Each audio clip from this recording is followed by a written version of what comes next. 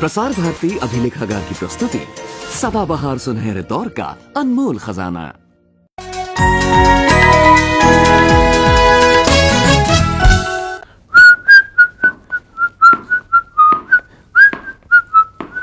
हाय, मैं हूं आपका दोस्त क्रिस्टोफर दारूवाला। वैसे जब मैं ये बॉल बाउंस करता हूं, ये ऊपर नीचे क्यों जाता है, लेफ्ट टू राइट क्यों नहीं जाता? और जब मैं इंग्लिश में लिखता हूं, then why do we write from left to right, और उर्दू में from right to left?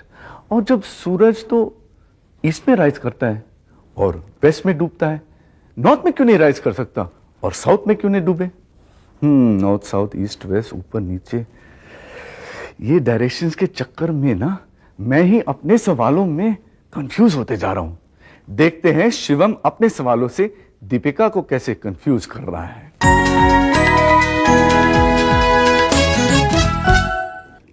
Deepika, क्या है? मेरे पास तुम्हारे लिए एक प्रश्न है। कौन सा प्रश्न? प्रश्न ये है कि उत्तर क्या है? हाँ, पूछो ना। पूछा ना। किसका उत्तर? प्रश्न का। कौन सा प्रश्न? प्रश्न ये है कि उत्तर क्या है? प्रश्न ये है कि उत्तर क्या है? अरे भाई, उत्तर उत्तर दिशा, नॉर्थ, इतना भी नहीं जानती? Very funny.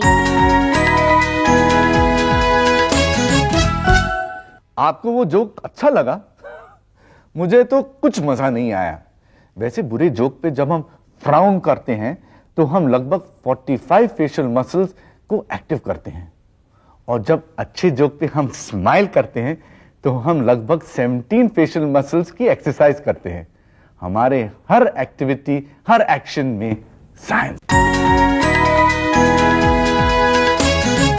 अब जरा मुझे ये बताओ कि तुम्हारे इस बेकार से जोक का हमारे साइंस के प्रोग्राम से क्या मतलब? मतलब है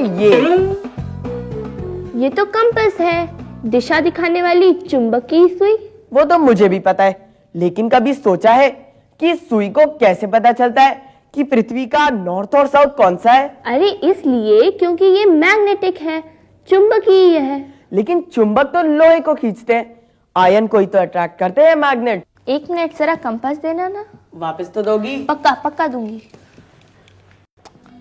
तो मैं ये सोच रही थी कि लोहे को अट्रैक्ट करने वाला ये कंपास दिशा कैसे पढ़ पाता है?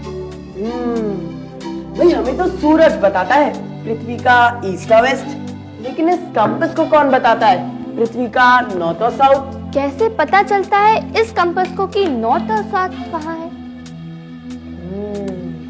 केटू।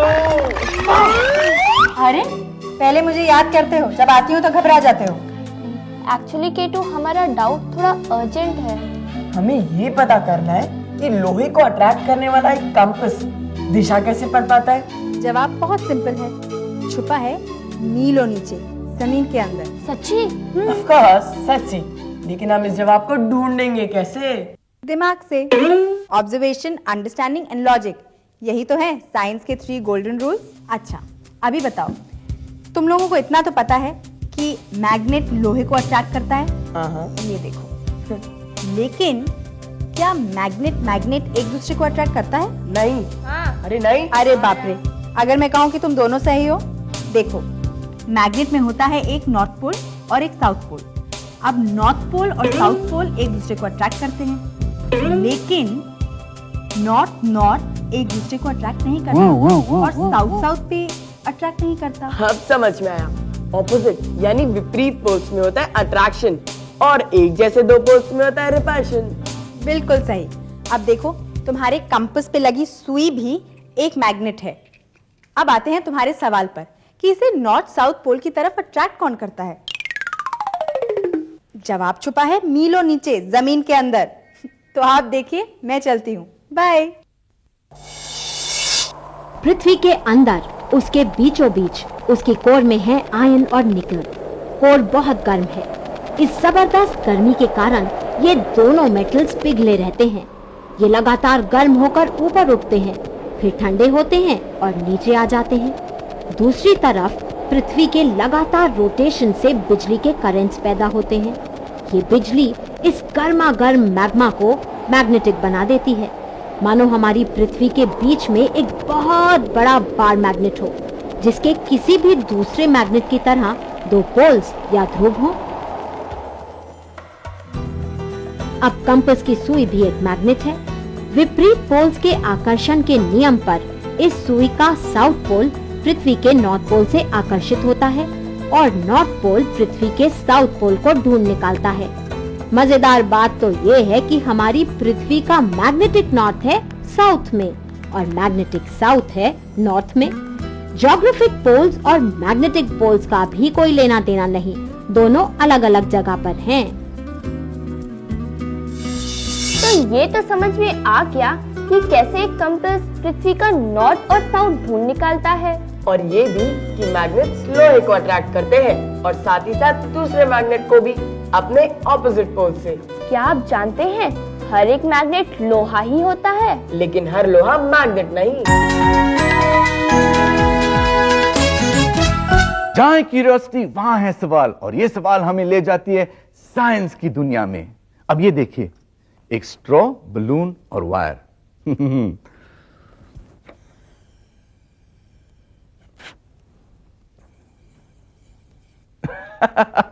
ये बना ना होममेड चरखी। ऐसे बहुत से इंटरेस्टिंग एक्सपेरिमेंट्स अभी भी बाकी हैं। अरे अरे ये मैग्नेट चिपक रही है। इनको तो दूर रखना अच्छा है। और मुझे लगता है आप भी टीवी से चिपक के बैठे हो, है ना? कम से कम 5 फुट की दूरी पे बैठना चाहिए, नहीं तो चश्मे लग जाएंगे। लेकिन जाएगा नहीं। मिलते हैं ब्रेक के बाद।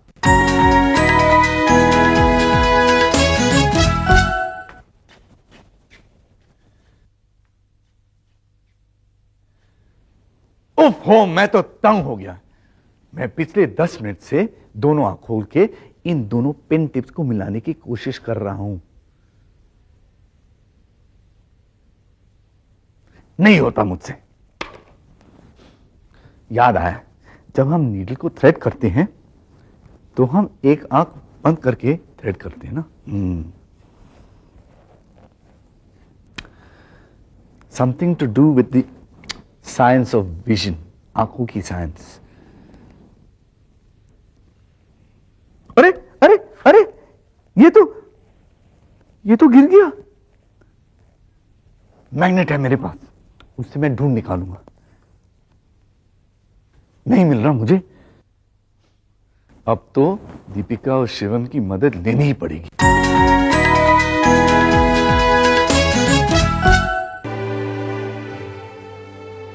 Oh, wow.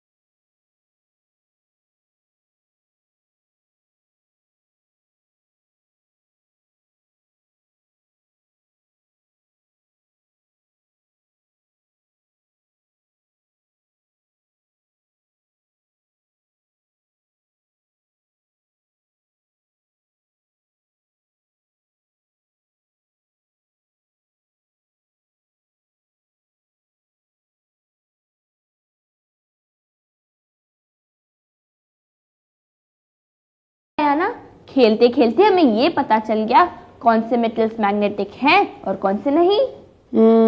मेरा सोना ढूंढने का सपना भी चूर चूर हो गया। शिवम, तुम्हें अपना सपना सच करने के लिए अभी और बहुत साइंस सीखनी होगी। पर फिलहाल हमें सिर्फ ये याद रखना है कि मैग्नेट सिर्फ उसी चीज को खींचते हैं जो मैग्नेटिक होती है।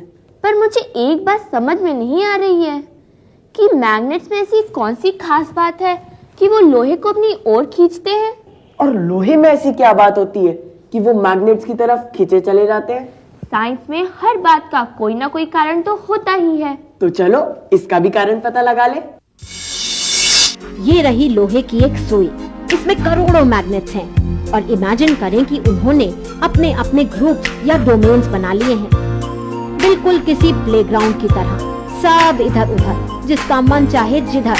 लेकिन टीचर के ऑर्डर पर सब एक डिसिप्लिन्ड तरीके से लाइन अप हो जाते हैं। इसी तरह जब आयन के टुकड़े को मैग्नेटिक फील्ड के अंदर लाया जाता है तो ये डोमेन्स मैग्नेटिक फील्ड की दिशा में घूम जाते हैं। अब सबके नॉर्थ पोल्स एक तरफ और साउथ पोल्स दूसरी तरफ। अब ये साधारण आयन का टुकड़ा बन चुका है एक मैग्नेट। हर डोमेन अपने आप में एक पूरा मैग्नेट है।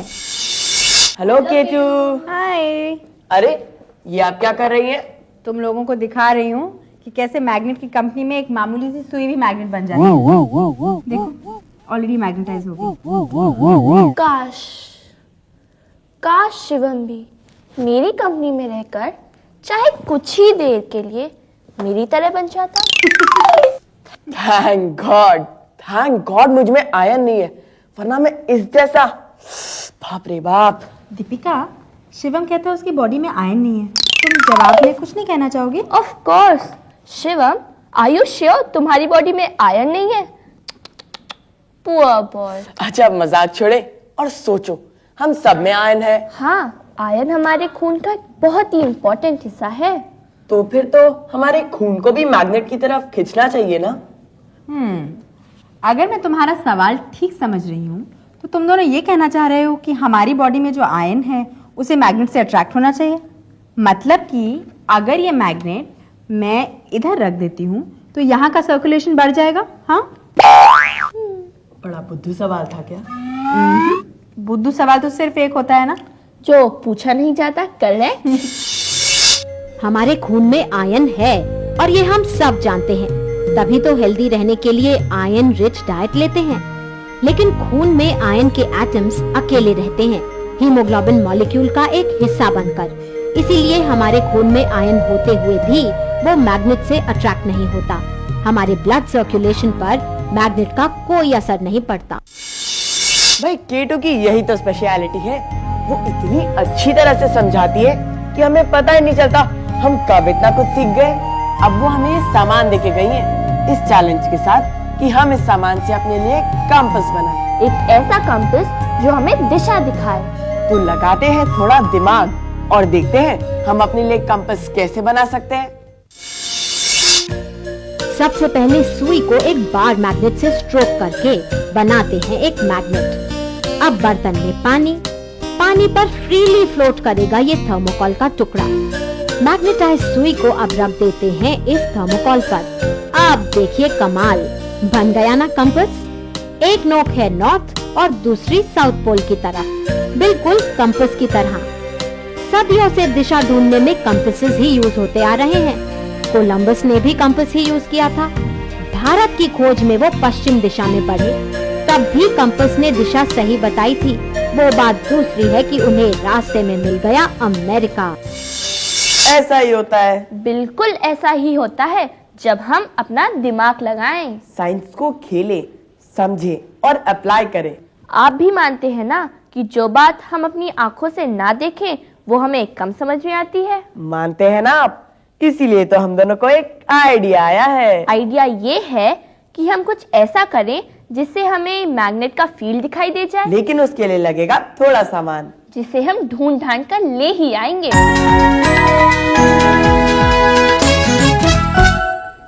दीपिका और शिवम गए अपना सामान कलेक्ट करने के लिए और मैं कलेक्ट करके ले आया हूं आपके लिए एक explosive experiment.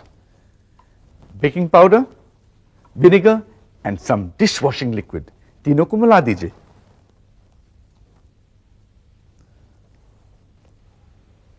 N erupting volcano.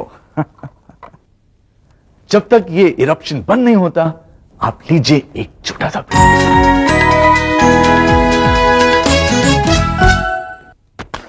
अरे ये कहां से आ टपका? डियर क्रिस्टोफर, पर ये तो ब्लैंक शीट है। लगता है कोई सीक्रेट मैसेज होगा। Let's decode it.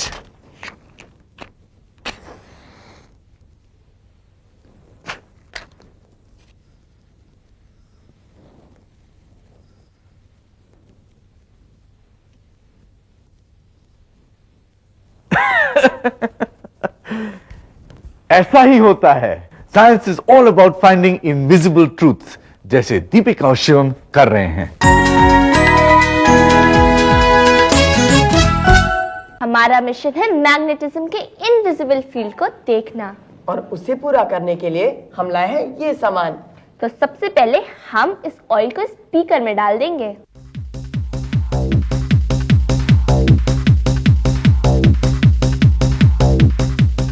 फिर ये आयरन फाइलिंग इसमें।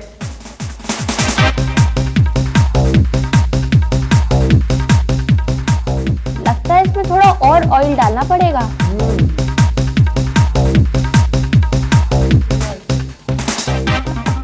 अब इसे अच्छी तरह मिला दें और अब चेक करते हैं अपना आइडिया।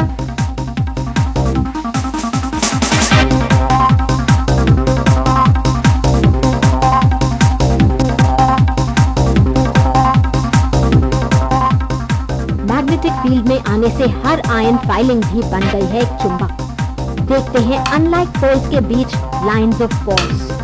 मैग्नेटिक फील्ड होता है 3 डायमेंशनल, मैग्नेट के चारों तरफ। ये लाइंस ऑफ फोर्स ना तो कभी एक दूसरे को काटती हैं, ना ही छूती हैं।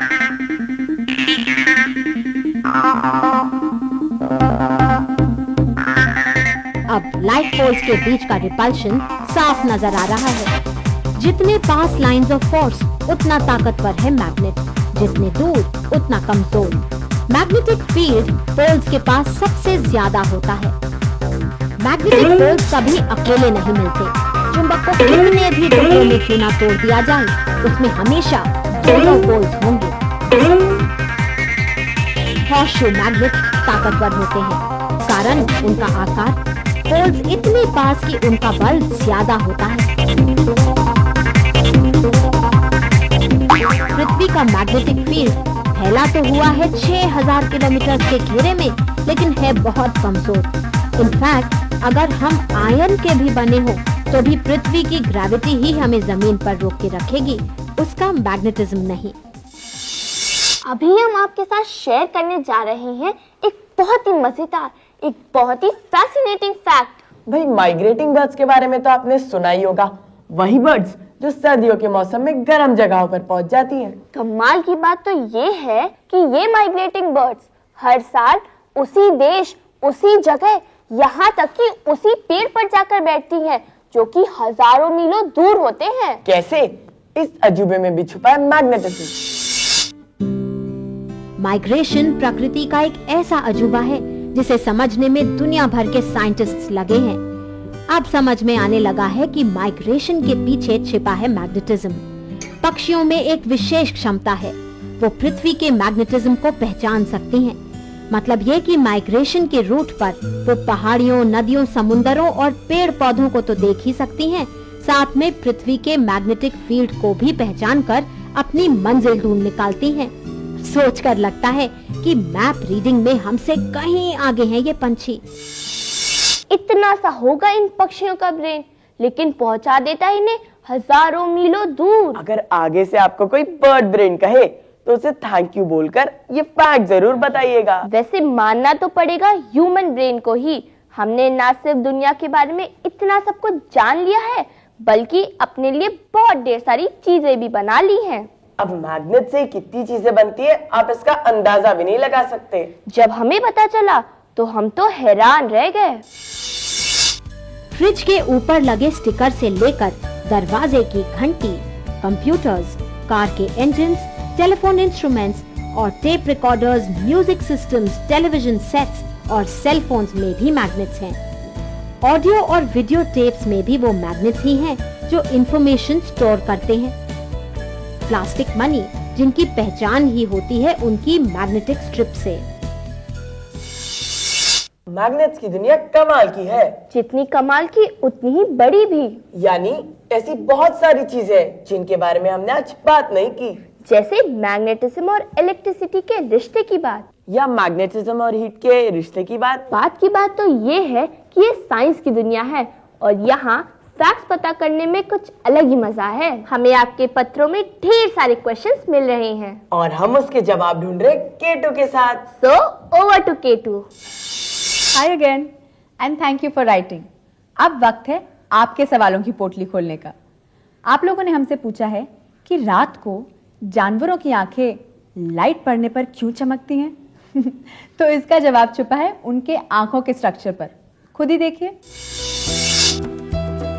जानवरों की आंखें चमकती हैं, मानो आंखें नहीं जलती हुई टॉर्चेस हों। लेकिन ये लाइट आंखों की नहीं, ये तो आंखों पर पड़ने वाली रोशनी है जो रिफ्लेक्ट हो रही है। इस साइंटिफिक फैक्ट का कारण है जानवरों की आंख का स्ट्रक्चर। उनके रेटिना के नीचे होती है एक क्रिस्टलाइन पर्द जो लाइट को वापस फेंकती है।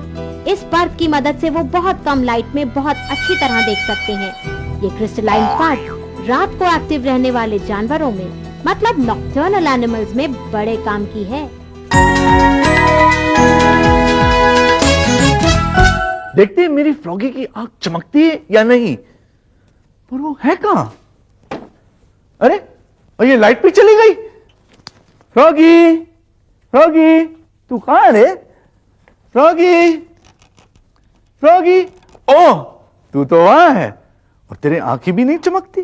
तू वहां क्यों देख रहा है? ओ फ्रॉगी, तू तो बग पकड़ने के चक्कर में है। जब तक ये इसे पकड़े, हम देखते हैं हमारा पिट पिट क्या बता रहा है।